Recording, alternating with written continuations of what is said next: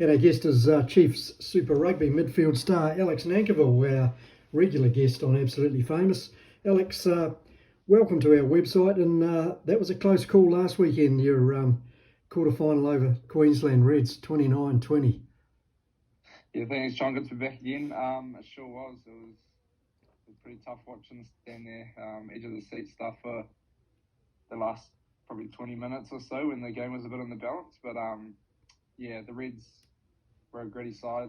We knew that from playing them during the season, and they played really well that night and gave us a good test, which hopefully sets us up nicely going into this weekend. Yeah, I bet. Well, they sort of did a Chiefs on you in the forwards, didn't they? They really muscled up and gave it to you for a while there. Yeah, definitely. Like if you can disrupt the set piece, line out scrum, it makes it pretty tough.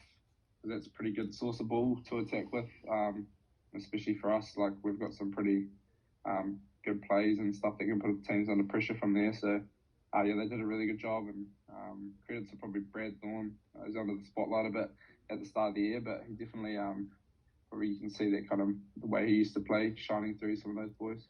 Yeah, I'm really surprised that Harry Wilson hasn't made the Wallaby squad. I think Harry seems to, he's a real warrior, isn't he? He sort of puts his body on the line every game. Yeah, he sure does. He's holds nothing back. He's into everything, eh? So yeah, I don't really know. I haven't really seen the Wallaby squad, but he's definitely one to look out for going forward. If his name's not there or thereabouts, you kind of ask a few questions there. Yeah, exactly. Yeah, he's a bit of a character too by the looks of it. Yeah, seems like it.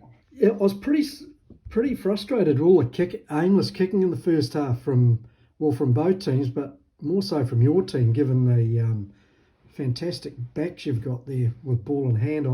I couldn't quite figure out what was going on. No doubt the coaches know. Yeah, it was a bit of a tactic. Not necessarily to kick that much, but to play in the right area of the field and try and force them to kick back, and then we can kind of get into a counter-attack shape from there. But we probably overdid it a little bit. There's a few times where we could have just run, got to over halfway or to halfway, and then started to get into our structure. But I guess it's a bit hard on the outside. Like it's a tough job controlling the kick strap for our 10s and our outside backs. So yeah, it was a bit tough, but we've talked about it, and hopefully this week we can take a few more opportunities to get the ball in hand. Yeah, well, the bottom line is you won the game. You scored a wonderful try at the end to seal it, and that's all that matters, isn't it? Knockout rugby, doesn't matter what it looks like. You just win the game, really. Exactly, and that's what Clayton said after the game. You'd probably rather win tough like that than put 20 on them, and he might not have necessarily, like last time we played them, might not have necessarily learned as many lessons. Yeah, so knockout rugby, it doesn't really matter how you do it, just get the win, eh? Yeah, exactly. Well, I'm sure the Brumbies feel the same after their narrow escape last week against the Hurricanes. What do you think of the Brumbies? How does your team rate them? Yeah, they're good. You kind of watch them play, and obviously being from New Zealand, they play a little bit like the Crusaders. They want to get to their kind of rolling maul, set piece. They rely heavily on their full pack to go full ball. So they're a good side. They've got Nick White, Jack DeBrasini, Nola Lucia leading them around the field, who are world-class players. So we've got to bring our A game on Saturday if we want to get that win, because they're going to be no easy beat. Yeah, they've consistently been the best side in Australia, well, forever really, in Super Rugby, apart from a couple of exceptions. I remember when they originally started, they were a mishmash of leftovers from other squads, but they soon put that to bed. Yeah, they're awesome, eh? Yeah, I guess from my experience watching ever since Ghetto, Larkham, Gregan were all playing there, they've always been there or thereabouts, and definitely competing, if not the top two on the Australian team. So probably a credit to the coaching stuff they've got there. I think that Laurie Fisher guy there's probably been there for the whole time. He's a character, isn't he? Been established. So love his haircut. Yeah, it's okay. So no, it's a credit to them. Yeah, absolutely. Just harking back to the Queensland Reds game, did you get a chance to catch up with Brad Thorne and the team afterwards? Not really. I wasn't playing, so we kind of take a bit of a backward step to that stuff. So Yeah. Saw a few of the boys, but no, not really. But you're playing this week, so that's pretty exciting for you. I mean, if you drop the game, it's your last game for the Chiefs, possibly. Yeah, I know. It's a pretty. I haven't really thought about it too much, but yeah, it's pretty kind of surreal to think that it could be this week if we don't get the job done. So what's the feeling in the camp? You're pretty confident that you've got the game to do the job on them, the Brumbies? Yeah, we're definitely confident. We're not going in thinking that they're just going to roll over, but I think we're confident from the evidence from this season that when we can kind of get into our game and, like I said, play the right areas of the field, win the collision, win the breakdown, then we've got the kind of cavalry to put teams under pressure and score a lot of points. So there'll be no team this week in terms of our preparation. Because if we prepare as well as we can, then we can just go out and play with freedom and enjoy it. Yeah, of course, the All Black squad gets named for the Rugby Championship on Sunday. Is there a bit of banter among the boys about that? And no doubt that's an exciting thing in the back of players' minds. Yeah, it's exciting.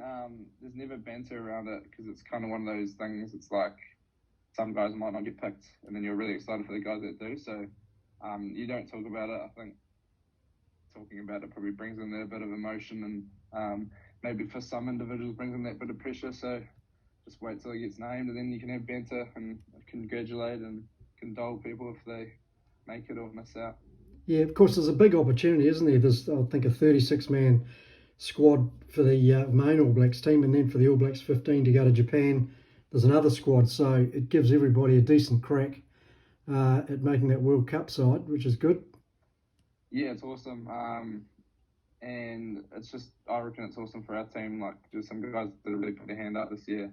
And just to get an opportunity, either whether it be to play international rugby against Japan in the ABS 15 is an awesome opportunity. Just that next level up from Super Rugby and bridging the gap, I guess, for a lot of our dreams as rugby players. So, hopefully a lot of Chiefs boys in those two teams. Yeah.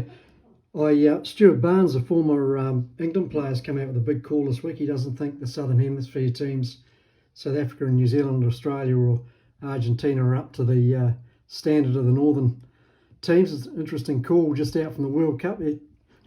What do you think? Honestly, it's pretty hard to tell, to be honest. Like, there hasn't been any international rugby since the end of the year last year, so it's hard to tell.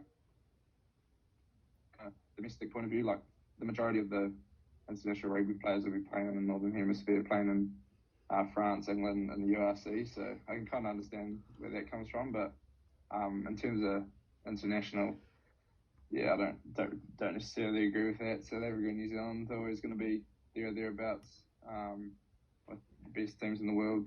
Obviously, we've been traditionally the best team in the world in the history of rugby. So yeah, interesting comment. Yeah, some nice motivation from the Poms there. And of course, you'll get to taste firsthand how good Northern Hemisphere rugby is soon when you go over and play for Munster. What an awesome opportunity. Yeah, it's actually really exciting to think about that I'm going to be playing in that comp at the end of the year. Obviously, kind of a bit of my driving force is to test myself in another environment, another competition, but also do a lot of travel and stuff like that. So to do that over there is really exciting. I think it's just helping that there's no pressure for myself this year. I can just enjoy my rugby and generally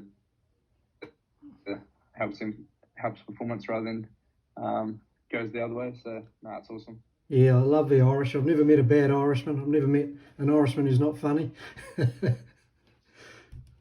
Yeah. Yeah, good stuff. All right, Alex, all the very best, mate, for your game against the Brumbies. I'm sure the Chiefs will go well, and hopefully next week we'll be talking about the grand final. Thanks, John. Yeah, fingers crossed. First things first, mate. We've got training tomorrow and then worry about the next day after that. Good stuff, mate. Much appreciated you having a chat to us, mate. No worries at all. All right. Thanks, Alex.